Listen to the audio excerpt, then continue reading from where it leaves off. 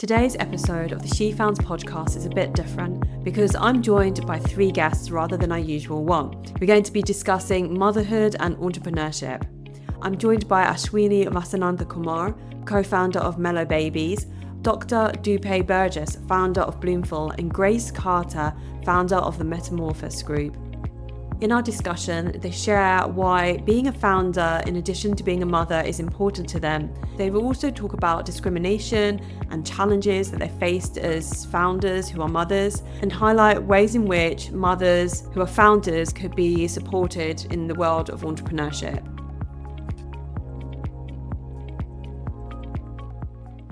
Welcome, everyone. Let's begin by going around the room with some introductions. Ashwini, do you want to start? Yes, of course. I'm Ashwini. I like to go by Ash. Makes my name a lot easier.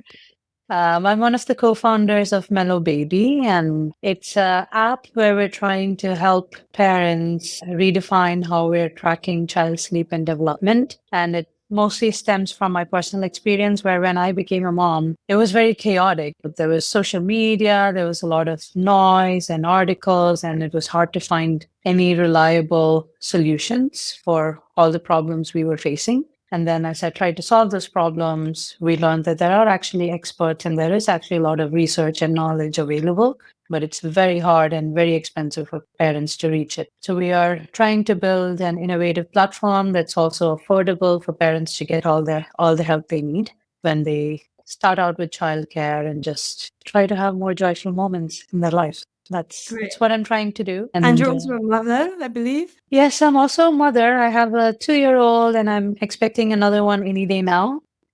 And things are quite chaotic right now. We just bought a new home. We're expecting a new baby and we're almost close to doing our beta release. So we're really in the thick of it with our product development. So I have everything going on at the same time and I'm just trying to stay afloat right now, which is exciting. Yes.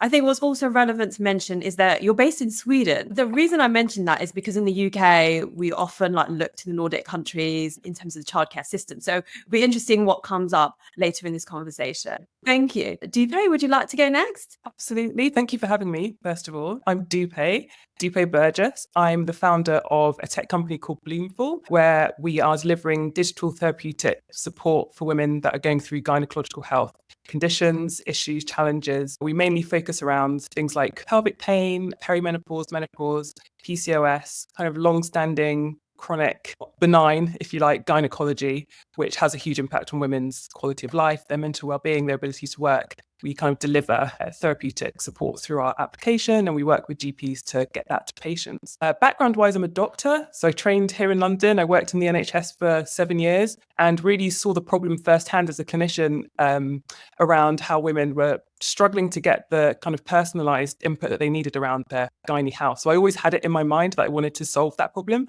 But at that time, didn't know how. And I was very much working as a doctor, but I did eventually leave medicine because I just felt a little bit uninspired and I wanted to do something more impactful and something that I felt would be more kind of challenging for me. And so I left medicine. I worked in the city for a short while as a management consultant at a consulting firm. And then 3 years ago, I decided that it was the right time to start Bloomful. So I stepped out of consulting and we've been going ever since then. Fantastic. Grace, would you like to go next? Yes, hello. I'm Grace Carter, the founder and MD of the Metamorphose group. And underneath that group, we have a plethora of brands, all of which are focused around 3 key themes. One is mental health, the other is social equity, and then the third is entrepreneurship. I started my journey into entrepreneurship 7 years ago with my first business, which is still going. It's a brand and campaign agency, Afra, which basically develops all the brands within the Metamorphose group. And I have 2 children. And so my journey through entrepreneurship has been very much in collaboration with being a mum. It's kind of happened simultaneously. And my eldest is 5 and my youngest is 9 months. Very similar to Ash is that I kind of have thrown myself in with both children. So the first time I decided to become a mum, I had just bought my first house. I'd just been made redundant and I decided to start a family and a business at the same time. And then with my 9-month-old, we've literally just moved house. We've just obviously had my daughter, and then the business has been growing and scaling. built all these brands and done all these different projects. So yes, very much can resonate with the feeling of being heavily pregnant with a long to-do list. And one of the key things in my work that is very relevant to this podcast is a campaign that I'm running called Business and Babies. And it's very much around talking about female entrepreneurship and creating support for women who have entrepreneurial visions or ventures and are also navigating being a mum. Because from my own experiences, there's a significant lack of infrastructure and support in place. And the data shows that the time when most women will exit their business is during the years that you would also associate with having babies and young children. So for me, in order to advocate for women to come into entrepreneurship, it's also about how do we retain them in the workforce and how do we support them within that, because in my own experience, the impact was on my mental health, and I don't want that for future generations. Great. Thank you for sharing that. Let's get into the panel discussion now. My first question for you is, as you navigate parenthood and entrepreneurship, what challenges have you experienced? And Where that we begin. right? Question first. I mean, in my experience, there have been many, and I think it's hard because you don't want to labour on the negatives so much, because I think that potentially puts people off and makes them feel like it's not accessible as a pathway in their life. But I think it's important because I think there's a lot of a huge lack of awareness around it, and so if we don't talk about it, then we're not going to make any changes. For me, with the two children that I've had, when I had my eldest 5 years ago, it was a very different landscape to what it is now, even though I would say we're still not where we need to be now. But with my eldest, all my clients were male at the time in Afra. And I had a lot of judgments about what I was capable of and what their wives had done. And therefore, like, because their wives had stopped working, that meant I would stop working, which was very frustrating because for me, I needed them to believe that I was going to continue working, to continue those contracts. I had a C-section and I was back in a pitch meeting 4 weeks after giving birth so that I could try and win a client. And I knew that I couldn't tell him that I just had a baby because that would impact whether or not I got the work. And so I just pretended I hadn't, and I just knew I had massive baby brain during that pitch, but I did win the work. And I never told him that I just had a baby. So I had a lot of experiences then, but we were a much smaller business. So it was kind of easier. It was hard, but it was easier to navigate in some respects. Second time round, it felt easier to be more open about the fact that I've just had a baby. I've had, the challenges around childcare, the cost of childcare, the fact that there's no maternity pay in place for female business owners that need to continue working. I definitely was discriminated against by one particular client that, had I been employed, would have been a tribunal case. But because female entrepreneurs aren't protected under the Equality Act, I was just left to fend for myself. So I think there's financial, emotional, practical problems along the way, in my experience. Dupe, would you like to go next? Yeah, so I have 3 children. My oldest is 7, and I have a 3-year-old and I have a 1-year-old. So similarly, very much in the thick of it, and very much have had all of my kids alongside, what has been a very busy period of life over the last few years. So going from the corporate world, I started in what was a really, really high pressure, very kind of male dominated environment in consulting. I started that job when I was 16, 17 weeks pregnant, and I had sort of gone through the whole interview process and not said a word. So I already kind of had it in my mind that this was something that I needed to keep under wraps for whatever reason. And even subconsciously, it wasn't a kind of conscious decision. It was more like, I just need to get this job. I really want to get this job, and I need to do whatever I need to do. So that was fine. I had maternity leave, as anyone would. But I think when I left BCG, when I left consulting and I started my business, I started a couple of weeks literally after having my daughter, my middle child. And I guess if I can echo some of what Grace has said, I think there's a practical thing that is always going to be there when you have kids. You perhaps aren't as flexible as somebody that doesn't. You can't necessarily drop everything and do a panel discussion or panel talk at 5 minutes notice. You can't necessarily go to whatever event is happening on the other side of London or whatever it might be. But you can always overcome those things if you really want to and if you need to, for the most part. I think the difficulty is where you feel like having children has made people or, produced or kind of facilitated biases from other people. So preconceived ideas about what you are capable of or not capable of, thinking differently about somebody, or even just behaving differently in a meeting. I've had very, very let's just say, interesting comments, for example, when I was fundraising or when I have sought advice or mentorship from certain people. People ask questions that they potentially wouldn't ask somebody who wasn't a female founder and somebody that wasn't a mum. And it is frustrating because you think, for me personally, being a mum has actually made me a lot more ambitious. I've got I was always ambitious, but it's really helped me to get laser focused on what I need to do and to do it in a way that works for my family, but also works most efficiently for me. So it's frustrating to know that people have or potentially have those preconceived ideas. And I do think that has at times played into how I've been treated or labelled or things that I've been asked or been asked to do. And of course, then that has a knock-on effect perhaps on your business. And so the cycle continues. So it's certainly frustrating. I think from the financial perspective and from the sort of practical sense in terms of childcare, I definitely fully support Grace's campaign because I think there is so much that is kind of swept under the carpet or not thought about or not looked at in terms of pay and support for mums that need to put their children into childcare so that they can actually contribute to society and get on and grow their businesses, level the playing field. So there's a lot there. So for my third child, my husband actually took 6 months of paternity leave because he was able to do that. And that made a world of difference from the perspective of I was able to sort of get on, get back to growing my business, which is what I wanted to do. And we were able to do it in a really flexible way. I think working from home was really helpful. As a business owner, I had that flexibility. So I think it's been there have been pros and cons along the way, and we've always tried to sort of navigate what we are faced with. But I think we definitely need to think much more broadly and in depth about how women are treated in these kind of scenarios and how we can best support them when they do become mothers. Thank you for sharing that. Ashwini? Yes, that was very interesting to hear.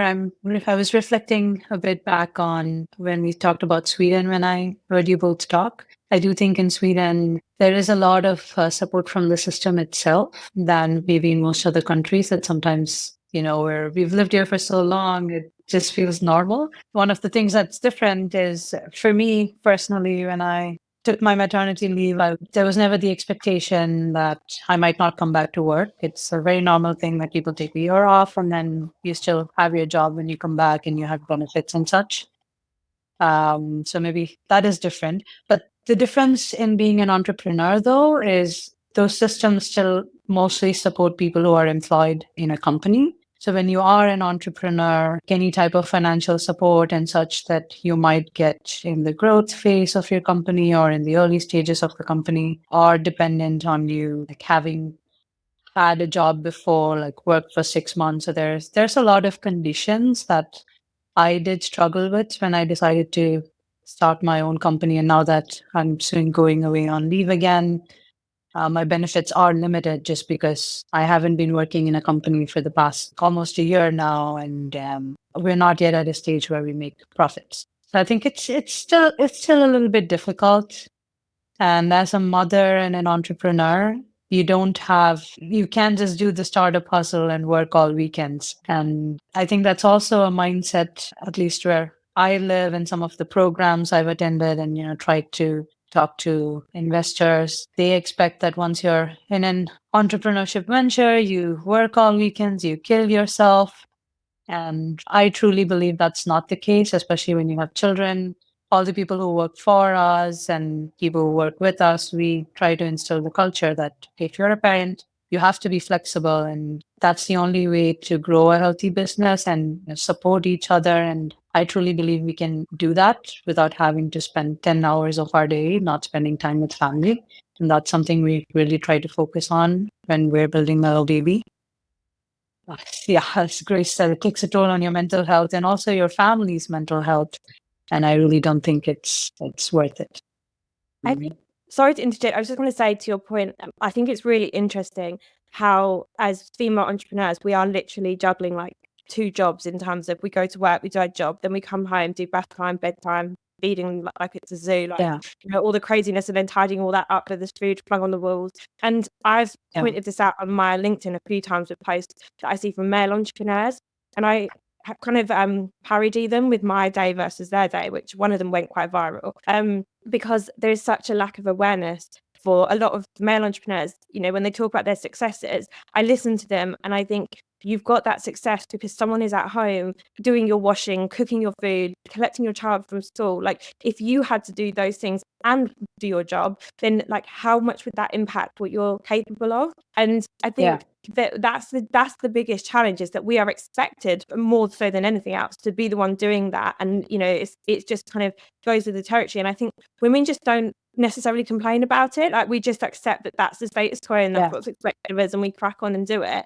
And like, a really good example of the fact that we just crack on and do it, which slightly different experience, but we were carrying my 9-month-old on a walk at the weekend in a carrier. And she's obviously quite heavy. She's 9 months. And my husband, within 15 minutes, was moaning how heavy she was. And he was like, I can't do this. We have to keep changing her over. So I put the carrier on and I carried her. And an hour later, I turned around to him and I was like, I haven't moaned once about how heavy she is. And she is heavy. Like, I found her heavy. And I said, isn't that interesting? Because I was the one that carried her for 9 months. I'm used to just dealing with the fact that she's heavy and it's like inconvenient. And I still live with the impact of that on my body's health and how I feel. But I just didn't complain. I just got on with it. So I think that's the problem as women. We're not loud enough about how difficult it can be. And so people just don't realize what we're dealing with. It just comes with the territory. And I think we've seen a lot more women talking about the mental load as well recently, and actually vocalizing something that's completely invisible. And people are like, oh, you think about these things? It's like, yeah, my brain is full of it. It's so funny you mentioned the carrier, because we have exactly the same. I mean, I don't even let my husband go near the carrier because I can't deal with complaints. I'm like, it's just not worth it. I can't carry and be like in peace. But I know what you mean. It's like, it's almost, I think it's not so much that we don't talk about it. It's that we're so accustomed to this being the norm and the status quo that it takes, your brain has to shift into an area of consciousness before you can even almost vocalize that this is an actual thing. And I think there is so much cognitive dissonance that happens with guys, to your point around why men will talk about their successes, but they really fail to see that big gap between how they've got where they are and what it is, the structures in place that actually allow them to do that. And I think until we really unpack that and deconstruct it, that things won't necessarily change. And that goes for both men and women. Women have to realize that the mental load thing, it is an actual thing. It may not be a thing you can see, but it is a tangible thing that has an impact on, layer upon layer of thinking in your head. And that takes away from the capacity you've got to do other things. Like, that's just what it is. So yeah, it's an interesting point, but I do always, I think to myself, what's the solution? Like, what's the actual real solution that, that allows us to break that down? Yeah. On that note, for me personally, I realized I need to do also a little bit of internal work, because as an example, if I'm focusing on something to do with work and I let my husband take care of childcare duties, I'm constantly still worrying about, is my child getting everything he needs? Is everything being done right? Like, I subconsciously sometimes feel like I have this still impulse or an expectation that I think others have on me to do everything. Versus when I'm taking the childcare duties and my husband's working, he's like, I'm just going to focus on work. You've got this. And sometimes I think it's also, for me at least, the internal work that I just need to let go and let them learn and fail and do things, and just do my own thing. I think that comes from the same place. That comes from that kind of innate sense that women are the caregiver. You've grown the child from scratch. You're the person that knows everything. I remember I went to the US about a month ago, and you've got this shared Notion page, and every single day I was writing like bullet point of like, do this, do that. He needs this spelling book, put the piano book in the every day. And the husband didn't ask me to, and they would have been fine, but I kind of just needed my own peace of mind. I just need to know that it's all there. There are check boxes, and you can check everything off. And I know I've done everything I can do. So if you don't have your piano book on Monday, I did what I could do. So I understand that point. I think it's very entangled in this. What women have been through since the beginning of time. Yeah. So there will be a camp. So there'll be a camp that potentially think that, I'm just being devil's advocate here. So there'll be a camp that will say that potentially, they recognize that because women do typically take on most of the home care and childcare responsibilities, that potentially being a successful entrepreneur or entrepreneurship isn't an area where they could succeed potentially?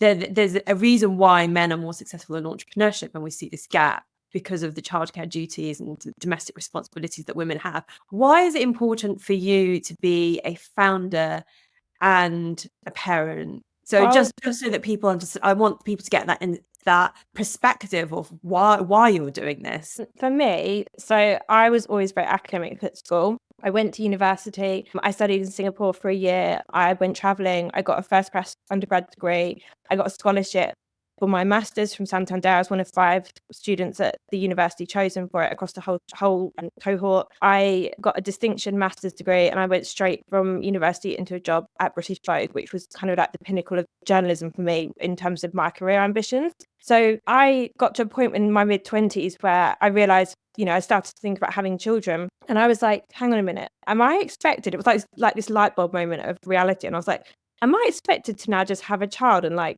that's done? Like, what on earth was the point of all of those achievements, all those things I worked so hard for? Like, why did I bother? And I kind of made a sort of decision at that point that I was never going to let being a mother define the rest of my life, in terms of like, I had achieved all those things because I was ambitious and determined and intelligent and all of these different things I wanted to be. And so for me, my driver is to show my 2 girls what they are capable of, and to show them that they can do both, that they can be a loving, present, happy mother, and also a very successful businesswoman. And the two things are, they are intrinsically linked, but also, they can go hand in hand.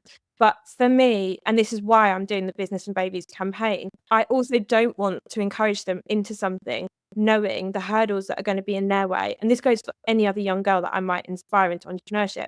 I don't want to say to them, yeah, come on, like, you can do both. Oh, but by the way, this is the penalty you're going to pay for doing both. Your mental health is going to be affected.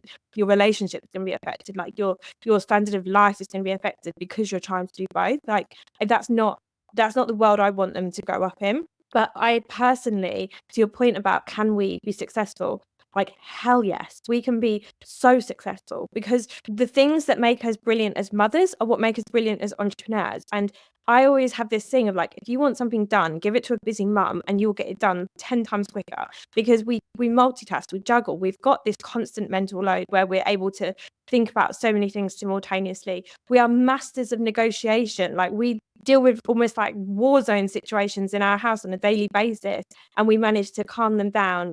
We are fantastic at being resourceful. We find ways to make food out of nothing in the fridge if we really need to. Like, we are very, very capable. We're good at communication. Like, the same tools that I use with my daughters when I'm trying to communicate and level with them and help them to understand things they don't get is the exact same communication methods I use in my workplace when I'm talking to my team. And that's not to say I talk to my team like children, or I talk to my children like I'm a boss, but we have all of these different skills within us, and they make us more than capable. But I think the problem is that society and the world tells us that being a mother is a problem. Like, oh, have you got a career gap? You're going to find interviews really difficult because you've got a career gap. Oh, you've got a bump. When you go into that meeting, they're going to judge you. You've got a bump. People are going to question whether you're capable. We're told all of these things, and it's a self-fulfilling prophecy that, well, if we keep being told we're not capable, then we're going to start believing it. So for me, seeing is believing, and it's our responsibility as entrepreneurs to show other women and young girls that you can do both. But we have to be honest about what both looks like. I think we're doing a disservice to those women if we tell them that it's amazing and look at me, like, I'm doing fantastic, like, aren't I successful? Like, no, the compromises and the sacrifices come with the territory. So it's really important for me to project reality, but also how do we change reality for the future to make it a better place for female entrepreneurs who have children. Great, thank you for sharing that. Ashwini? For me, as far as I can remember, since I was very young, I always wanted to have a career with purpose where I feel like I'm really contributing something back to society. But it took me a really, really long time to find that.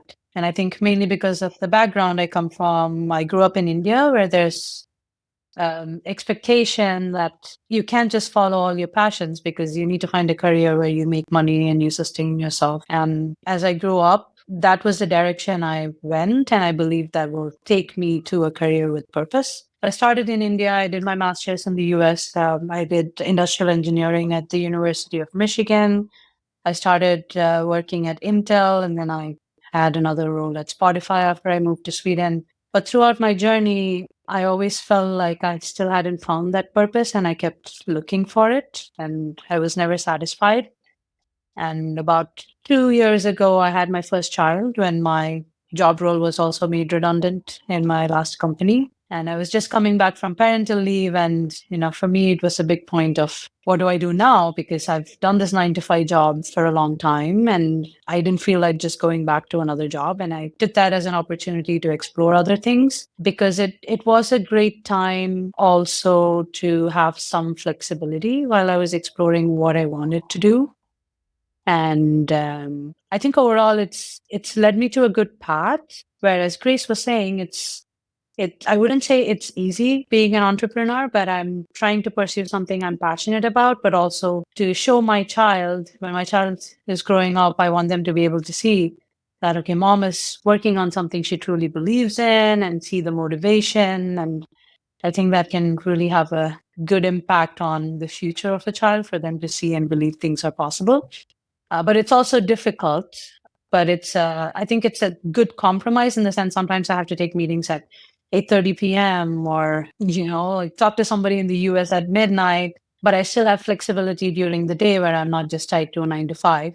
But I do have less financial security. So it depends on the person on what positive things you see and how to balance it. But for me personally, I like to see the positives and I like to know that I'm showing my kids that it's possible to do something powerful and meaningful and watch it grow. So that really motivates me right now. Dupe? Yeah, so I think for me, I grew up I'm a very academic person growing up. I grew up in a very academic household as well. My dad's a doctor, he's also a business person, and my brother runs a startup that's very successful.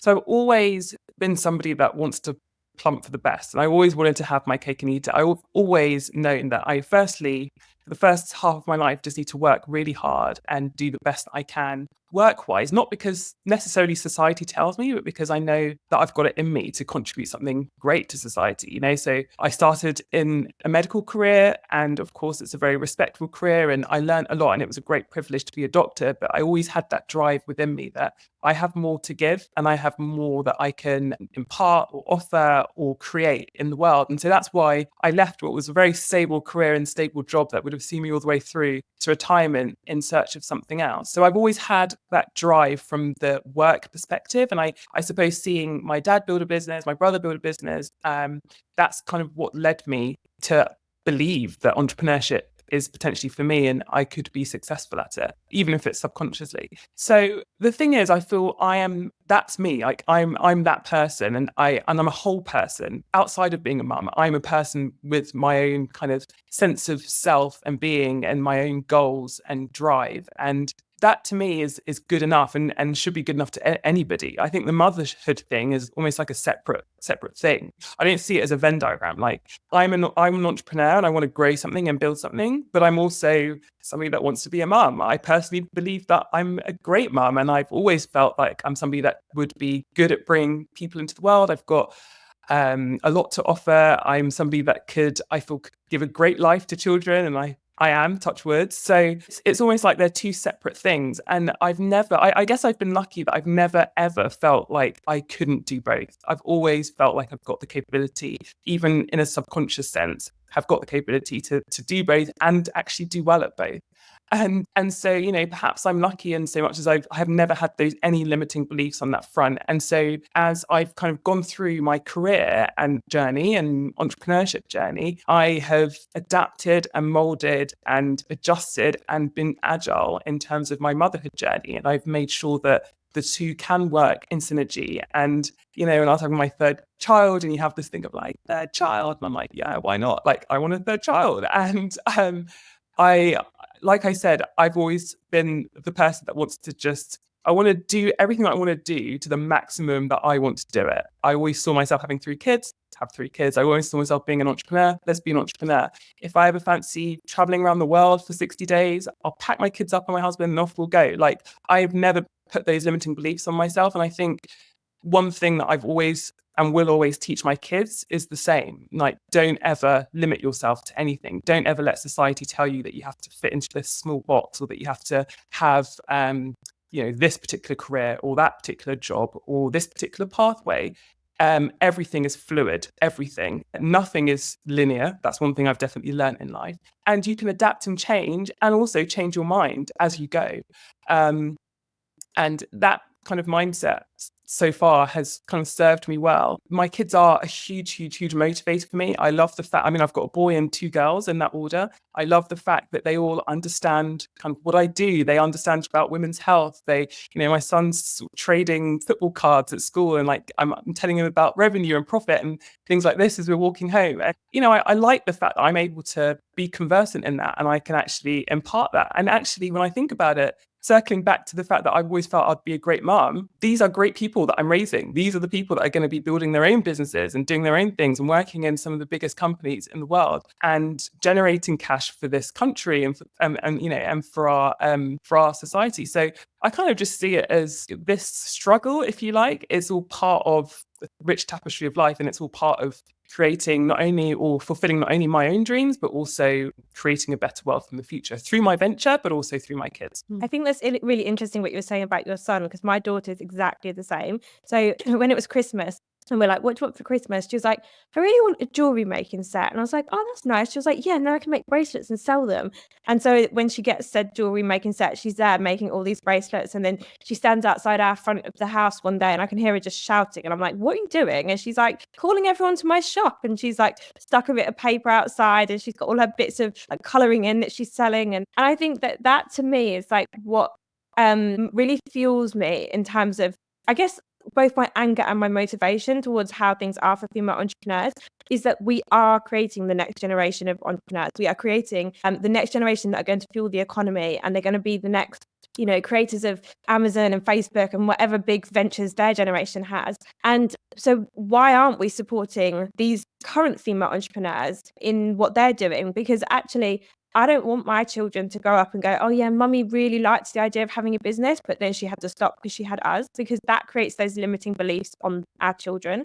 Whereas if we can show them, because we've had the support and we've got the infrastructure in place, that you can do both, and that it's not, that's how limitations are either broken or not. I didn't have limitations in what I believed I was capable of, because historically everything I'd achieved that I'd set my mind to, like you, Dupe, I'd achieved it. So it was like, for me, going into business, of course I could do it because I'd done my degrees. Of course I could be a mum and run a business, naively in my mind, because, I'd done everything else before. How hard could it be? But I think that's the thing, is that we learn from what we see and what's gone before us. So our children are learning from us directly. And if we're supported and if we are given the infrastructure to thrive, then so will they. So in my mind, this is not just about us, it's about everyone that's going to follow us. And it's for our grandchildren and all of the children beyond that point that will benefit out of this. Ashwini, anything to add before we move on to the next question? No, Okay. I think, again, just a reminder,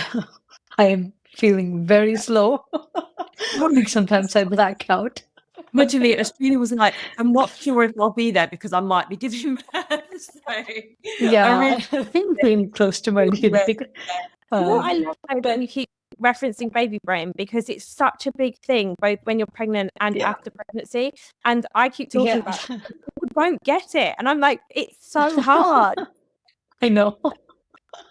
But that's also where, as you were talking about the limiting beliefs, I was reflecting on that is so true, and it's so important when you're an entrepreneur. There's always going to be those limiting beliefs. And one thing I say to myself to help myself is, you always regret what you don't try more, then I've done that almost all my life now. And now it's so good to try to break those beliefs and test things out and try and fail if needed. But again, that having that infrastructure in terms of like a systemic support, or even your family, or having something backing you up, is also a great sense of support. Like even a great co-founder is it's so amazing to have when you're going through the thick of it and there's lots of things happening. I found that super helpful, keeping your drive up. Yeah, I think one thing that stood out to me when you guys were talking is that as human beings, like in the very foundation, we have our own interests, ambitions, etc.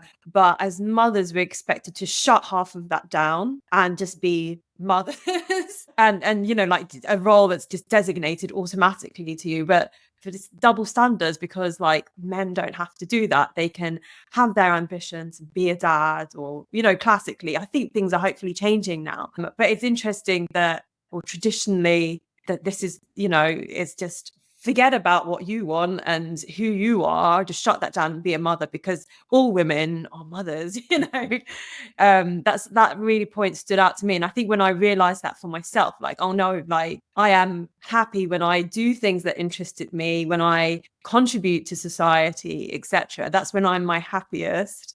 It made me realize that that's something that I'm now never going to let go of, because that makes me complete in some way. Of course, not you kind of expect, I think you kind of expect, we expand, your brain expands to accommodate things. I feel like society thinks that your brain almost shrinks. I think your brain almost is a bit like your kind of pregnant belly. Your uterus, it kind of expands to add whatever it is that is needed to kind of cope with life at that time, or whatever you've got to look after. I don't know if that's just a female thing. I know for a fact that my husband's brain hasn't expanded that much since we've had kids.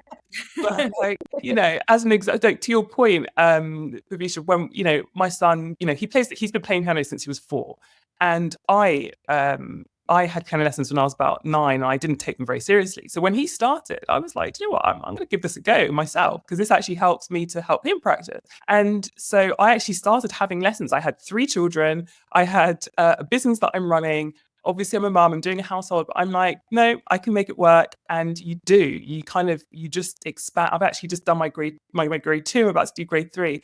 But the point is, it's like your interests don't just go, and neither did your brain cut in half. And all of a sudden you can only cope with, a smaller amount of things to think about. I think it's actually the complete opposite.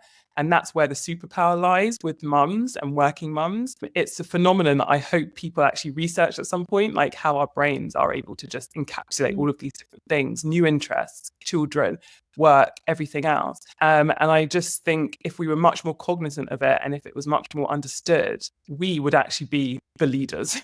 Women, mums would be the people running the country, because like, to your point, Grace, we're as efficient as they come, we're as resourceful as they come.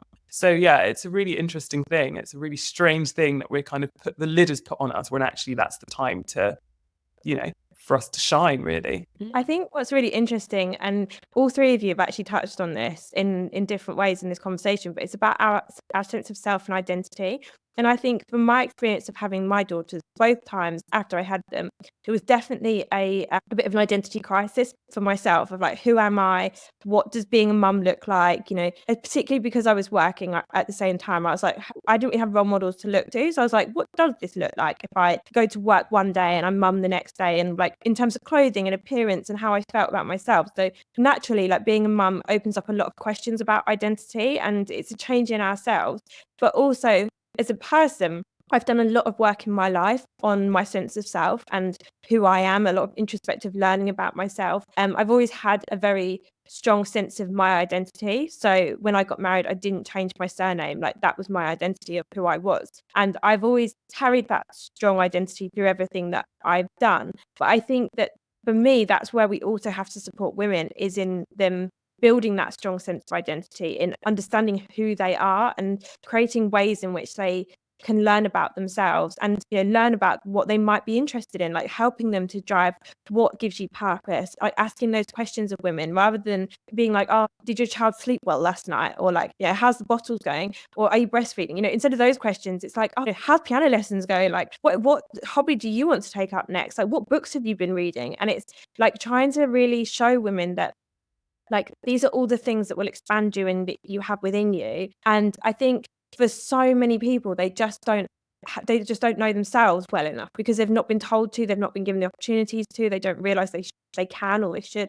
So I think it's just giving women that permission as well is really important in owning their identity. I love that. I agree. Absolutely. One thing that I would also love to see normalized a bit more is combining childcare with work. Like, for example, if I'm in a meeting with someone and my child runs to me and wants to sit on my lap, it's okay. right? And I feel like that's not normalized enough. Mothers can juggle different things and they can get things done and manage their time. And I feel like employers and even clients should recognize that a bit more, give them more credit, and normalize, not see it as unprofessional. If there's a child running around or they quickly need attention, I feel like that angers me sometimes.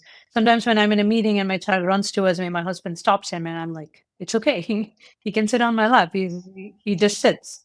Right. And people need to accept it and normalize it. And it's, yeah, why not? I had a really similar experience. It wasn't a positive one, but after my second daughter was born, my eldest is at school. So from a childcare perspective, it was just me and the baby at home. And she was probably 2 months old maybe. And she was a really, really good sleeper. Like not anymore, but she was really good at sleeping. So I had I had one call with a client that day. So it was a maximum of an hour that I needed effectively for her to be quiet for. And so in my mind, I was like, if this isn't worth getting childcare for, like my mum lives 40 minutes away. I was like, I don't want to ask her to do like a 2-hour round trip, this 1 hour. It didn't make sense to get childcare for that hour. So I thought, you know what, I can manage this. I'm going to time it. I'm going to do all her feeds. I'm going to get it perfect. I'm going to line it up. And she's going to sleep really cool. And they will never know she's even in the same room as me. Like perfect. So I had this great master plan. And obviously, as with all plans like that, it did not go to plan. And I'm there trying to present my strategy to them. And within about 15 minutes, she's like full blown screaming. And like my stress levels went through the roof. Like I just could feel every bone in my body was just like so stressed because I was presenting to 2 men and it was actually more their reactions and how they tensed up and how they behaved in that moment that made me just feel like I wanted to be sick. Like I felt horrendous. And I was literally like juggling her, trying to present this strategy. And at no point did they put me at any ease. At no point did they make me think that I was, this was normal. It was very clear that they saw this as very unprofessional and unacceptable. And I don't think it's a surprise I lost that contract a matter of weeks later. And this goes back to what I said earlier about discrimination as well, is that they never once referenced that I'd had my baby on that call. They never once referenced, they actually used the words that I was forgetful. Like he told me some information and I had forgotten that information and that was deemed unacceptable. I would actually call that baby brain, as we've been talking about, and the fact that I was 2 months postpartum, and that's very, very normal for forgetfulness to be part of how we are. But so they never labelled baby brain or the baby being on the call. But I just happened to lose that contract a matter of weeks later. Like it was very coincidental. So I think the problem is that we, in another situation and another day, she'd have been quiet that entire call and I'd have got through it absolutely fine. But I needed in that moment a level of empathy and compassion and just a moment of like, do you know what? The fact that this woman is 2 months postpartum, she had a C-section, she's major surgery. She's here. She's actually shown up to this call with her baby. She's had to do all of that work, feeding all the timelines to get to that point of being able to do the call. She's still presenting a strategy that people would be presenting in a boardroom in this moment. She's done all these things. Like, actually, that's superwoman level of capability. That's not something for her to be kicking herself about, or that's not unprofessional and showing that she's not capable. It's the complete opposite. But I think the problem is that we are made to feel like actually that's terrible. And I think the next time then you're in that situation, it just adds that element of doubt of like, oh, I don't feel like I can do this. Like, or, actually maybe they won't be tolerant of the fact I'm a mum. Maybe I shouldn't reference this in a conversation. Like, the more I've been open on my on my social media about the fact I'm a mum working in business, the more I do have those things of like, if that client dropped me because of it and never said it, what opportunities am I missing because of the same reason and they're just not saying it? Like it's so subtle, and so we think of sexism and misogyny as being very blatant and very obvious, but there is a very subtle ripple of it that exists that you can't easily put your finger on and very nuanced. And I think that's the thing that's going to be the biggest challenge for us to change. And I don't know the answer to how we do, other than that it's a massive societal thing. Agree with that. Like it's the subtlety of it that you can't put it into a jar and say this is what happened or this is their thinking, but you know that there is that ripple through. My experience was around fundraising as a startup founder, where I took the very conscious decision. I was pregnant with Ruby, my daughter, at the time, and I took the decision to not, actually, it might have been my youngest I was pregnant with, actually, but I took the decision not to say a word. I was probably the only person that enjoyed the fact that we were all in like this Zoom phase of life post-lockdown. Nobody was really leaving. No one had really got back to this whole in real life thing yet. And I was like, do you know what? This is great for me, because this gives me the opportunity to do a shoulders up pitch to investors and not have to make any reference to the fact that I'm pregnant. And I didn't. And I still, to this day, I made a post about it a couple of months ago, I think. But I still, to this day, kind of half of my brain wishes I had been brave enough to just say, like, I am pregnant, just so you know, just for reference. And I'm potentially going to be taking a few weeks off or a couple of months off or whatever it is. But what my brain actually told me was, Dupe, you're already a solo founder, you're a female founder, you're a first-time founder, you're a Black founder, you're a mum already. You've got so many black marks, if you want to call them that, as far as these investors are concerned, against your name. Do you really want to add anything else to that? And the logical side of my brain is like, no, let's control what we can control and kind of, hold as much information back as around pregnancy as I can. And so that's what I did. And to this day, we closed a round, angel round, and to this day, most of the investors that came on board never knew that I had a baby. As I said, my husband took 6 months paternity leave, so I kind of bounced out of Chelsea Westminster Hospital and back to my kitchen table to continue with my work. And, that was my choice. But I think it's quite sad that I didn't feel like I could give that information, which is great. Happy news by any other measure. People should be happy for you and they should be really excited that you're bringing new life into the world. But work is the only situation where you have these seeds of doubt about how it's going to be accepted, how it's going to be received. And if you're anything like me, my coping mechanism is just to do anything I can to minimize the chances. I don't want to have to add any more variables into things. Minimize the chances of, just don't let it be a thing. And if you don't say anything, then it can't be a thing. And we need to change that. We need to be at a place where women can be open and honest and their whole selves in every situation and not feel that they're going to be judged. I think the physical fact of having a very large stomach, in my case, some people, hide it a lot easier than others. But the thing that did surprise me was I was massive, was that one of my clients didn't realise, and he saw me physically, and I was like, how did you not figure that out? Like, it was very obvious. But I think that for me, one of the big challenges is the fact we can't hide the fact we're pregnant unless we're on a call where we are shoulders up. And so that is a very, very real barrier in terms of when you physically meet people. And I always used to say this, like, my husband was going through the exact same thing that I was going through. He, when I'm turning up to a pitch meeting at 39 weeks pregnant, he is also having a baby in 1 week time when he is in his meetings. And he is also going to be going through a year of sleepless nights, and he's going to be up feeding and all of these different things. Like, we are going to have the exact same experience.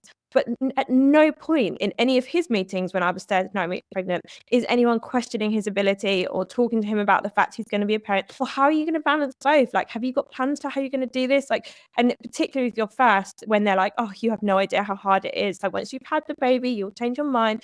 No one's saying to him, like, what's the impact on his career? He just turns up to meeting, he does his job, he goes home, and life continues. And then after the baby is born, that cycle continues. And unless he's told them he's had a child, no one is any the wiser. But the challenge for us as women is you physically cannot hide the fact, unless you wear an absolute tent of an outfit, that you're having a baby. And so we have to have that conversation if they recognise that we're pregnant. And I would love it. I mean, I had one pitch meeting. Actually, no, I had two. With both of my girls, and both times they were with women, and both times they were the only people that never brought up the fact I was pregnant.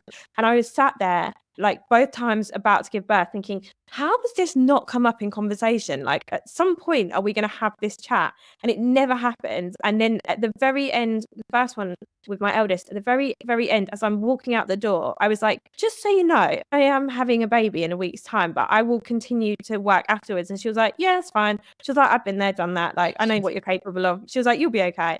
And I was like, okay, as long as we're both clear on that fact. And it was so bizarre, but like the fact that it just went by unnoticed, and obviously she noticed I was pregnant, but it wasn't a thing. And I think that's the thing that is so important. It's like, yeah, we can't hide it. You can't escape the fact that we've got a massive bump and we're waddling and all this, that, and the other. But at least like, just treat us the same as you would as a man in that situation, and don't bring it up. And if we want to talk about it, we will. If we don't, we don't. Like, assume that if we're not talking about it, then it's not relevant to the conversation, and we don't want to reference it as much as you don't need to hear about it. Like, it's I think it's about respecting whether or not we choose to bring it into the conversation.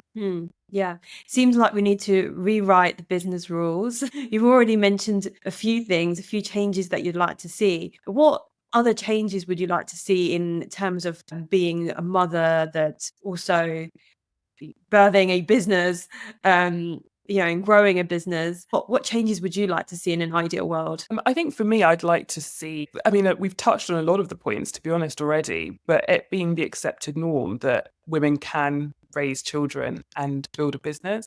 There was a post that I'm not sure if you saw went viral on LinkedIn, I think it was last week or the week before, about a young lady in the US that had taken her daughter to a conference and was asked to leave.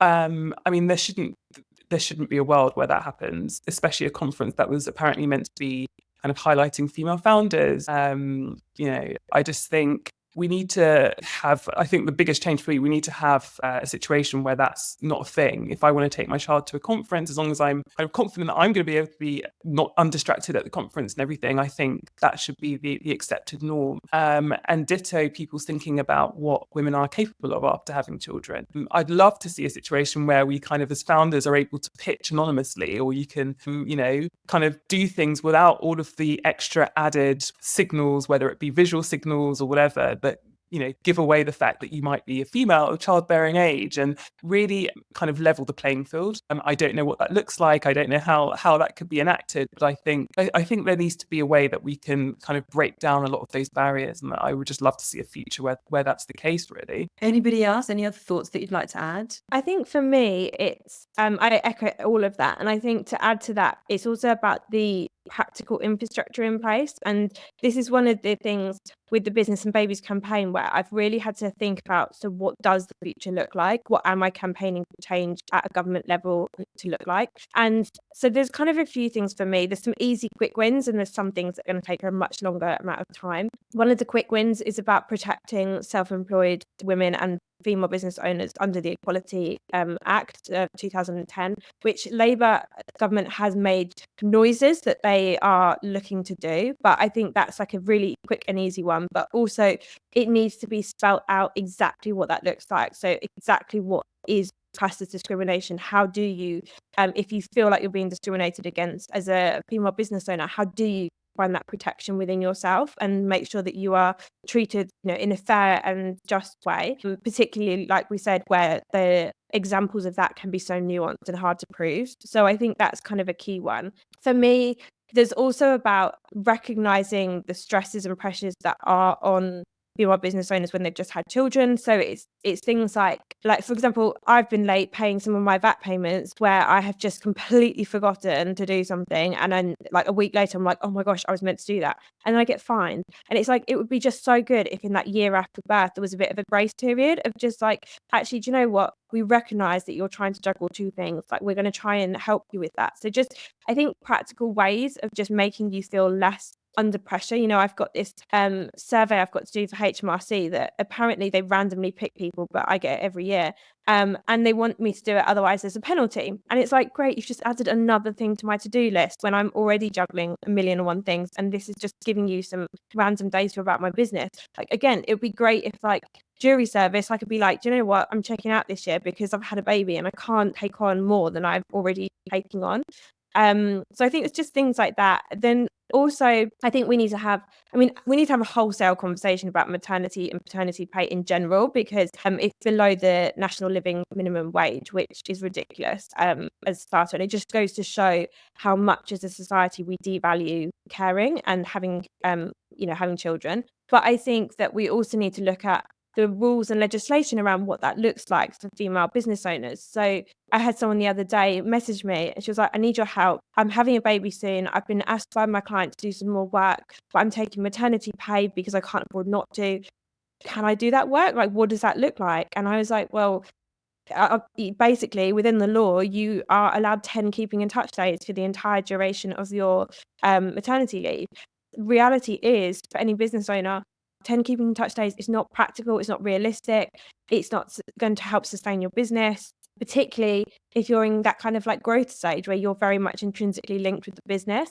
So I think there's an element of changing the rules, looking at what that looks like. Another thing is around childcare. So as a business owner, you can expense so many different things. Like you can expense meals out, football boxes, golf days, you can expense flights to conferences, you can expense cleaners, chauffeurs, like you name it, but you can't expense your childcare, even if your childcare is specifically for and exclusively for working. And that is the rules around expensing, is you have to expense it as a business owner, you have to be able to prove it's 100% for the purpose of running your business.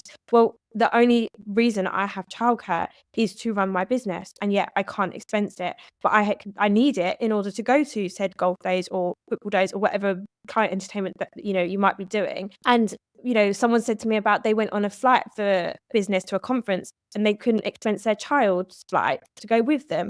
But again, the only reason their child is going with them is so they can attend that conference. So I think it's some of the rules, and they're very outdated, and they've been written as though it is a man who has a wife at home doing all those things, and it's therefore not his consideration. And I think also on the financial side, there needs to be some kind of system, whether it's a grant or some kind of government-backed loan. I don't know what that exactly looks like, but something in place to offer immediate financial assistance to female business owners. In my situation, I had 4 miscarriages, and 2 of them ended in hospital having hemorrhages. One of them, I ended up in resus, and I was completely incapable of working for a week with one of them. And then they wanted to sign me off for 3 weeks after that, which I couldn't do. I couldn't afford to do it. I had to go straight back into working. And the impact of having to go straight back into working, knowing my business relied on me financially, was that I had a year of complex PTSD, depression, and that spiraled when I then had my daughter into needing antidepressants. Now, had there been some fund, some support, something that I could have turned to say, do you know what, I need some help right now, just financially, so I can recover and look after myself, that would have been invaluable to me. And I think just recognizing that that was completely unavoidable, like whether it's an insurance policy in place, I don't know what that looks like, but just something that we can turn to and use to financially support us. Because the reality is that when we're back on our feet and we're out of that phase of our lives, we're back to normal, contributing to economy, we're paying people's wages, we're paying our taxes, we're inspiring the next generation. Those would be my sort of things I think that I've initially come up with as practical ways. And then, as we've all discussed, it's also the societal expectations on us that we're capable. Thank you for sharing that. Ashwini? Yeah, one more thing that I would like to see changed is the division of childcare between the mom and the dad during the initial months the baby is born. Because in one way, if you think about it, even in Sweden, there is a possibility for us to split the parental leave equally. But when the mom is taking those first few months off, she's still recovering physically, recovering mentally, on top of going through all of the sleep deprivation, going back to work, taking care of the business, right? Like Superwoman. And when the dad does it, he is a lot more physically healthy. He's not going through the same type of shifts and the hormonal shifts, and he's more dealing with the growing baby. And we found, as we're building our product, we found that it's mostly the moms who seek out more help with, what do I do now that we're sleep deprived? How do we potty train? It's mostly the moms that are looking for these kind of things. And when we pitch our ideas, we see that the men usually, they don't understand. Sometimes we get funny responses like, oh, but you could just go to the medical website online and find this information. What exactly are you doing? Versus when we pitch the same thing to a woman, it's like, yes, we really need this. It makes sense. So I think in some ways, the dads don't fully understand how difficult it is, even when they do take an equal amount of leave. My husband, when he started his parental leave, was when he truly understood how difficult it was, and the mental strain and all of that. And I can't comprehend why or how we can fix this gap. But I would really love to see that fixed and just help the men understand a bit earlier, a bit better, how difficult things are and why we need more solutions. And I don't know how to do that. But that would be great. Do you know what's really interesting about what you just said? It was a conversation I had with my husband this week, where he has been obviously there, seen absolutely everything I've been through firsthand more than any other person has. And I still don't think he fully gets it in terms of what I've gone through physically, in terms of the hormone changes, baby brain, in terms of the impact that these have on how you feel and the way that you behave. And I think that I was saying this to him when we were discussing it. I was like, if you can't see it as someone who's been literally by my side through this entire thing, then how can I get other people to see it that aren't involved in my day to day? And I don't think he's being ignorant or through lack of trying. I just think No. he's very much in this male world where, he goes to work, he works in a very stereotypical type of workplace where it's kind of very stuck in how they are, and he just lives the life of a man basically. And I said to him the other day, you don't get it because you're a man. I was like, you don't realize how privileged you are. Like, there are so many things that have just happened in your life because you're a man that you don't have to worry about, you don't have to think about. And I think that for me, it's like, it's how we get awareness with the people that we are living with. It's people in our family, it's parents, it's brothers. It's how do we get men to understand what we're going through, to understand what baby brain feels like when they're never going to have that lived experience. And I don't know the answer to that, but I think that's going to be one of our key things to crack. Great. Thank you for sharing that. Yeah, as you were talking, I was just thinking, it seems like a bit of a catch-22. We need the empathy. And then I was thinking, actually, we need to start getting more women into these places so there's more of a balance, because naturally women understand women more. In like the classic example of Grace, I think you gave an example as well of where women, and so did Ashwini, that where women get women. So we do need to sort of diversify the business world a lot more. 100%. I actually put something on my LinkedIn a few weeks ago, and I was watching 8 out of 10 Cats Does Countdown, and Rachel Riley was like, she's an amazing mathematician, and she does like sums out the top of her head like I've never seen before. And she had this moment where you could tell she had baby brain, and it was just this kind of, you could tell she was questioning herself, and she was like, and she never hesitates, never normally does this. And I put this video up and I went, that's an example of baby brain in action. And all the women on the post were like, yes, like we see it, like we totally get it. And this one guy chose to argue with me about it. And I was just like, oh, please don't. Like, I haven't got the energy. Like, this was late at night on a Friday. And I was like, I'd had a few wines by this point. So I was very much, I kind of went with the entertainment of it more than anything. But I was just like, you don't get it. Like, I can recognize that because I have it. And he was like, so adamant that she didn't. And I was just like, I'm not going to argue with you. I was like, any woman looking at this video right now can see that she has got baby brain. We know what we're looking for. We see it. Even, when it happens, you don't even, if you're in a meeting, you go, oh, don't worry. Like, we've all been there. We get it. But yeah, like if you haven't and you're being told, oh, that's absolutely not, you're just forgetful or whatever, it's like, okay, whatever. But yeah, so I think we definitely do see things. And I think the more women we have in boardrooms and investing around the table, the more we're going to have empathy and compassion and awareness for what we're going through. Yeah. And I think what's interesting is maybe it's natural as human beings, but there's this tendency to project ourselves onto others. And just because we can do something, we expect everybody else to be able to do the same things, or we see through our own lens of ourselves. We're like, well, it's easy for me. Why can't that person do it? What's wrong with you? Like, it just seems to be going on. And, we're talking about motherhood and childcare today, but there are so many other like angles that you can look at this where people seem to just project yourselves onto other people and just, apply the same rules. And I think there was one example, Grace, that you've been sharing some amazing things on LinkedIn. There was the example of Dragon Stan and Steve Bartlett that you shared. Do you want to explain that story? Yeah, but now I need to try and remember it. There was one where this lady who had a beauty brand didn't get the funding from Steve Bartlett because during COVID she needed to take care of her kids, and so her sales fell, and Steve Bartlett he said there's no excuse for this. Yeah, no, I remember that. Yeah, it was. I did a video about it, and it was someone that raised it to my attention. I hadn't actually seen it at the time. So it's a few years ago, but she had, she, like you said, she got this beauty brand and she'd been scaling it up. And then during COVID, she had a financially not great year, and then she bounced back and it was doing really well. And he said, why was that year so bad for you? And she basically said that she was caring for her children whilst they were not in school, and he said that that was not an excuse. And the data shows that during the pandemic, they looked at the businesses that closed and the reasons cited by women versus men. And men, their businesses closed because of cash flow or just the business failed, whereas women cited by far and large childcare and caring duties as the reason that their business failed. So the data shows that women are impacted significantly more by childcare and caring than anything else. And that particular clip riled me up so bad because I was just like, there is an excuse, there is a reason.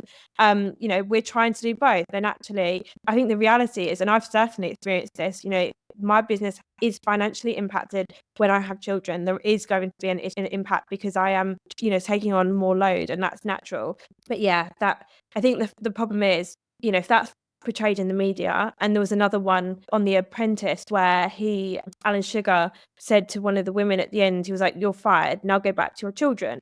And it's just this kind of like constant thing that if you're seeing that in the media and you're seeing, it's what's represented, and it's what you're being told subconsciously. For me, the more we can share our journeys and experiences and tell the truth about what it's like, and the more we're going to inspire women in the right way. Can I make a point about something you said, Bhavisha, a couple of minutes ago, when you talked about how people project their own experience? And this is one area that I think women could be better, some women, shall I say, could be better at. Because one thing that I've noticed is that you sometimes get women of slightly older generation, perhaps, or whatever, struggle to empathize with women who are going through the juggle or struggling to perhaps get back to work as they should, or struggling with postpartum issues and childcare, getting back to their best in terms of performance at work, or whatever it might be.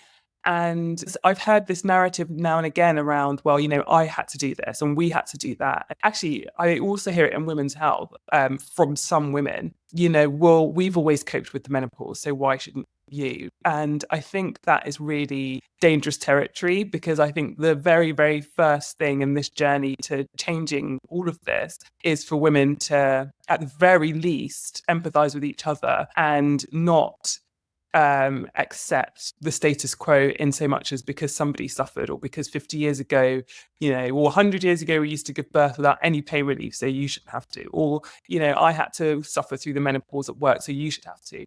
I think that's a really dangerous mindset, firstly for women, but also if we want to really crack this, that's something that will be projected towards other, that's a narrative that's going to be picked up by the rest of society. And I think that's somewhere that I've seen we could do better at supporting each other in some instances. So I think for the most part, we get it. And I think the narrative is, we're talking about it much more. We're much more vocal about what we're demanding, what we want, what our needs are. We've got people campaigning, but you still get those voices who think that because they had to suffer through something, that's how the rest of humanity should be. And it's completely unrealistic, because 20 years ago we didn't have mobile phones, really, not to the degree we had now. Things change, they evolve, technology changes, how we live has changed. We're not living in caves anymore.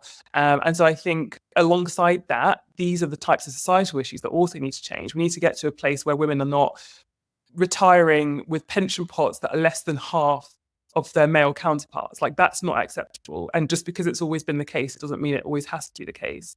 That's just something that I think we should always be cognizant of, and we should always challenge from when we see or when we hear. I've had similar experiences or stories where people have told the same experience, where I was talking to one person on a night out after a networking event, and we were talking about, like, in my experience, women have always been allies for me, and I've always had really positive experiences. And she was saying that she'd had a boss that was the opposite, and it was exactly what you just said, that she was very much like, I went through this and I struggled, so why should you have it easier? And it's almost like projecting that pain and hardship onto those women. And I think it's our responsibility to say this ends here, like, regardless of what's on before us, this is about how do we change this for the future for the better. But I think also to the point of women supporting women. It's also about our male allies and about men talking out and feeling this isn't just a female problem. It's not just for us to crack. And I really love the campaign that's going around at the moment, the Parenting Out Loud campaign. It's really encouraging men to talk about parenting and what that looks like. And my husband was going to work late one day because he wanted to take our daughter to school, and he was going to a meeting, and he told me that he was going to tell this guy that he was meeting that the plumber was at the house and that's why he was running a bit late. And I was like, no, just say you want to take our daughter to school, you never see her and you want to do it. But it's that men feeling that they can have permission to be dads and to talk about what being a dad looks like, and that they can feel like they can say, I want to do the school run, I want to go to sports day, I want to be there for my child's birthday at school. Like, for women to have the permission, for change and all of these things, we need it to change for men as well. Like, we need better acceptance that they are dads, that they might want parental leave. I've had so many conversations that have been horrible to sit through, where I've listened to male leaders talking about, almost like laughing at the fact that their male employees have requested to have longer than 2 weeks paternity leave. Like, why on earth would they want that? It's like, maybe they want to be dads, like maybe they want to be present. So I think we have to it's such a it affects all of us as a conversation, in that it's so all encompassing. Like, we need to support each other as women, and we need to support men who want to be dads, and we need to help them be dads and let them have that, giving them that permission that it's okay for them as well. And actually, where we've been talking about parental leave rather than maternity or paternity, it is that we're all in this together. Like, it's very much 50-50. Like, it takes two parents, to have a child. So we need to both look after and create that future for that child together. So that would be kind of my other thing. And I'd like to add a maybe positive story to that. When I moved to Sweden, I moved here from the US, and I know how things are in the US with new moms coming back to work 3 weeks after giving birth, and very much like you said, the dad role, at least this was like 10 years ago, wasn't very acknowledged. So I had a lot of culture shock when I moved here. And my first job in Sweden, we were in a very important meeting making a strategy decision. And one of the leaders got up and he was like, oh, now I need to leave. I need to go make dinner for my kids. And I was like, what? That's pretty cool.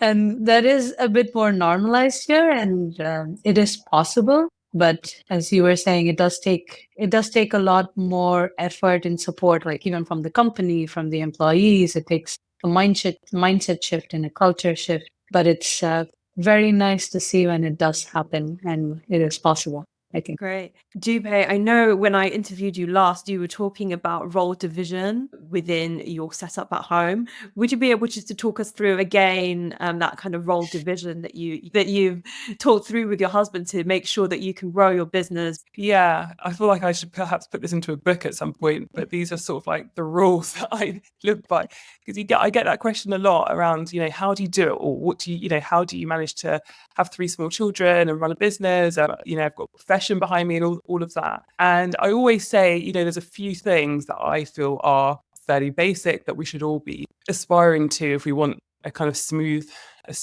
journey, and we want a happy home life and all the rest of it. First thing for me is always about finding a partner that's going to go in on it 50-50.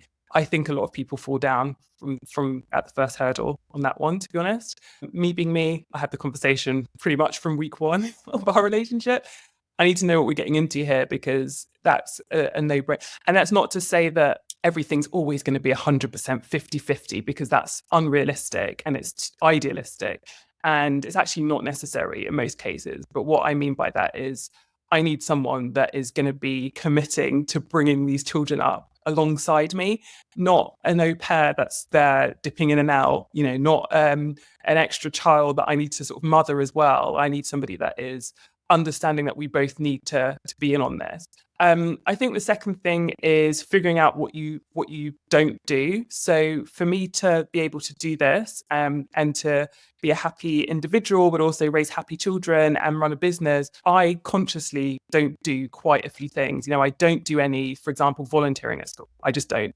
Don't ask me. I'm not being school rep. There are plenty of people here that have much more time on their hands that perhaps, in a previous life didn't, and in the future may not, but at this time they do. I'm not that person. I don't feel bad about it either. I will go to the most important things. I will go to sports day and win. And I will, I'll give a bottle for the tombola. I will come to the assembly, but I won't go above and beyond that. I won't allow any more than a couple of extracurricular activities per child, and I won't be guilt tripped into it either. I have very strict things of, this is what I can cope with to make sure that all 5 of us are happy and healthy and still doing some things. And as long as I'm ticking those boxes, I'm cool with that. The third thing is that I'm extremely organized by nature. I'm organized anyway, so that does help. But I go out of my way to put systems in place at home that make sure that everything is as streamlined as possible. So we have things like a shared calendar in our Notion. I make sure that everything is set out the night before. I put things away in the right places so that I know where to find them. These are small things, but I think if you can sort of get into the habit of doing those small things, they all add up to just a much easier time. I think, and the fourth thing for me is probably one of the most important, which is raising self-sufficient children, raising children that are independent. It's always been very important to me that my kids know that I'm raising them to be competent people and adults and humans. And of course, you're a child and you get to do childlike things, but I also want them to know that, gentle parenting has never been the thing for me personally. If you can walk and talk and you've got arms, you can try and make your bed. You can try and fold your pajamas. You can put your shoes away. It doesn't take much to hang up your coat. I kind of have gone out of my way to make sure that those things are instilled in my children. If you're getting something out, put something else away. If you're getting out a puzzle, if you finish with it, if you're getting out a chess set, put it away. It makes my life so much easier. I can't even explain. The fact my son is so independent, and it has been for the last few years. He's the first person downstairs in the morning. I've already laid out breakfast bowl for him. He gets his own breakfast. He sorts his own, brushes his own teeth. He does all of those things because we have put into place those kind of systems, and we've made it a thing that we want them to be independent in that way. So I think if you can sort of tick most of those boxes, that's probably the reason why I'm able to fulfill my own dreams whilst also raising children. A lot of it kind of ends up running itself. And yeah, I think just circling back to the first point, if you've got a partner who understands, what home life should be like and that they need to contribute, and also that I'm an ambitious person with my own dreams to fulfill, I think you're already kind of halfway there, because you can work as a team, you can play to your strengths. And, I don't do cooking, he does all the cooking because he's good at it. That's what he loves doing. I do all the logistics, all the organizing. That's what I'm good at. Play to your strengths. And if you're working together in that way, I think that does a lot, and that also role models to the children that this is what a relationship and a home life is about. It's about working together. I love that, and I could echo almost everything you said apart from the organisation bit, because I'm about as chaotic as it comes.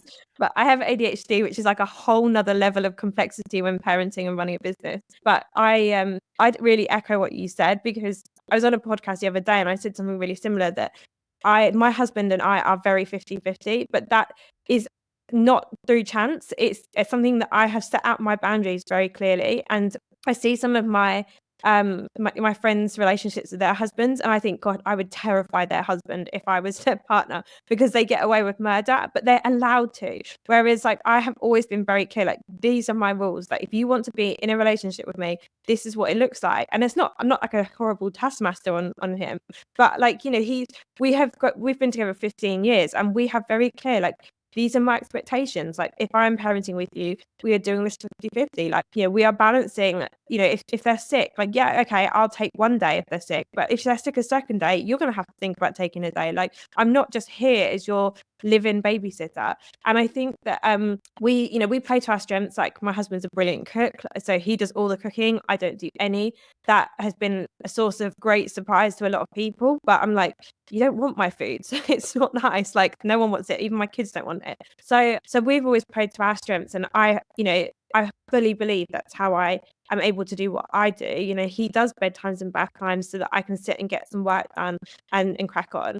And same with the independence. My daughter is at an age now where I get her to make her bed every day. I've been teaching her that stuff doesn't just go in the wash basket. When it's been worn or not worn, you fold it up, you put it away, and trying to teach her those skills. And someone said to her that when she was making her bed, someone said to her in our close circle, oh, that's an adult job, like you shouldn't be doing that. And she repeated that back to me. And I was like, no, it's not. Like, you can make your bed. I was like, I make my bed, you make your bed. Like, I'm doing my job, you can help me in this house. Like, we all live here, we're all together. Like, my current one I'm trying to overcome is both my husband and daughter have this same trait of they'll take clothes off, and then wherever that clothing gets dropped is where it stays. And there's a perfect example, because right next to me there is my baby's dress that has got taken off yesterday in a living room. It drives me nuts. I'm like, just pick it up and move it to the wash basket. Like, it's not my job. So now I've made a point. I went into the kitchen, they're both in there, and I said, guys, this is really annoying, mummy. Like, and I was like, I'm going to tell you right now, if I find your clothes just lying around, I'm going to get cross. Like, and it's communication. It's saying, like, I don't like this. I don't want you to do it. I don't expect it to happen. So change it. And we have, I think as a family, we are very open in our communication in that sense. Like, I don't just let things simmer, and I don't, start being passive aggressive and like, oh, I'm just going to pile up all your washing and one day you'll get the message. I'm like, no, I don't like this. These are my boundaries. This is my expectation, and this is how I want it to change. So yeah, I think there's definitely ways we have created as women that what we need to happen in order to work. And I'm the exact same as you as well, Dupe. I'm not on any parenting volunteering groups whatsoever. Like, don't get me involved. I'm not baking anything. I will just about remember the Christmas raffle thing at the end of the day when I've seen all the other kids in the morning taking stuff in, and I'm like, oh, I forgot that.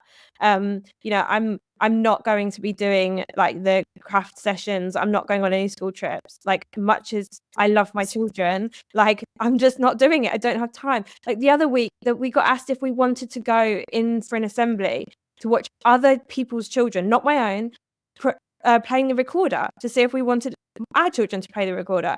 I was like, no, I know what the recorder sounds like. I don't need to watch someone else's children in an assembly at like 10 a.m. playing the recorder just to feel like I'm ticking the box of parenting. Like, I'm busy, I've got meetings. No. So I think it's feeling like it doesn't make us bad parents. It just makes us women that have got lots on our plate, and we can only do so much. And yeah, I mean, it's that whole thing of like, we all have the same 24 hours in the day, except we don't, because women have a lot more within those 24 hours to deal with. Yeah, and for me as well, the communication piece has been something that I think it's something we need to also constantly work on. And there's always, at least in our family, there's always situations that pop up where something doesn't work, right? And I'm not the most organized person. I'm also a bit chaotic and impulsive and ambitious. And the nice thing, though, is being able to figure out how to build that communication with each other, your kids, your husband. And there are always moments when we want to blow our tops off, but we try to take that time and have a more relaxed conversation and share our needs and expectations and sort it out. And yeah, I like the point you made. The communication is really key to making it work. Great. Thank you so much, everybody, for sharing those tips and this insightful conversation that we've had today. I felt like we just began to scratch the surface of the problem, and there's so much more to discuss and talk about in terms of solutions to really be able to achieve this sort of gender equality within this in an entrepreneurship world. Once again, thank you. Just to close, where can people get in touch with you? So I know, Dupe, you write about parenting and entrepreneurship. I do, yes. Well, I write about my founder startup journey, entrepreneurship, and I love fusing that with the motherhood experience and I guess where the two interlink. So I do a lot of that on LinkedIn, or I'm starting to, and I also have a Substack, which is Needs Reviving, where I write longer form content as well. So yeah, you can find me on LinkedIn, Dr. Dupe Burgess mainly, and Substack is also Dupe Burgess. Great. And Grace, I know you have the Business and Babies group. Would you like to give a bit of a shout out before we end? Yeah, so you can find me in lots of places. LinkedIn, same. I am literally Grace Carter on there, which I've discovered there's quite a few Grace Carters because they keep messaging me and being like, hi, I'm also Grace Carter. So there's a little community of us Grace Carters in the world, it seems. In fact, one's an Olympian and one's a musician. So yeah, who knows what you can be as a Grace Carter. But you can find the brands that I manage under the Metamorphose group.co.uk, and the campaign at Business and Babies is under businessandbabies.co.uk, where we have some surveys running at the moment to get data from female entrepreneurs. We've just created a forum that female entrepreneurs can go to discuss and share tips or ask questions or just rant and rave about how hard it can be or how good it can be. And we're also going to be holding a conference later this year, a Business and Babies conference in London for female business owners to go to with their babies if they want to. And we're going to be looking and talking about lots of things like we've discussed today in panels and discussions around practical support in terms of, breastfeeding and working and sleep deprivation and how we deal with all of that kind of thing, but also generally about entrepreneurship and supporting women in that when they are having their children. Great. Ashwini, how can people get in touch with you and Mellow Babies? Yes, so I'm also most active on LinkedIn, where I'm posting about my entrepreneurship journey and motherhood. And we also have a Mellow Baby page on LinkedIn where we post tips for parents. And currently we're looking for beta testers for our app. And anyone who's interested in helping us build a better product for parents, please reach out if you're looking for help with baby sleep, baby development. We're trying to build a more innovative and affordable solution for parents who have less time on their hands, which is almost all parents. And we also closely partner with psychologists and child development experts and pediatricians and nurses. So follow our page. And if you're interested in being a beta tester, reach out to me on LinkedIn as well. Thank you so much. And Ashwini, you did mention you're due any day, so good luck with your delivery. Thank you. Yeah, it's going to be an exciting journey. If you've enjoyed listening to this podcast episode today, please do hit the subscribe button and share this episode with like-minded connections. I'd also like to take this opportunity to let you know that I'm sharing knowledge on how to build tech products. If this sounds like something that's going to be helpful to you, please subscribe to the She Founds newsletter. The link will be in the show notes.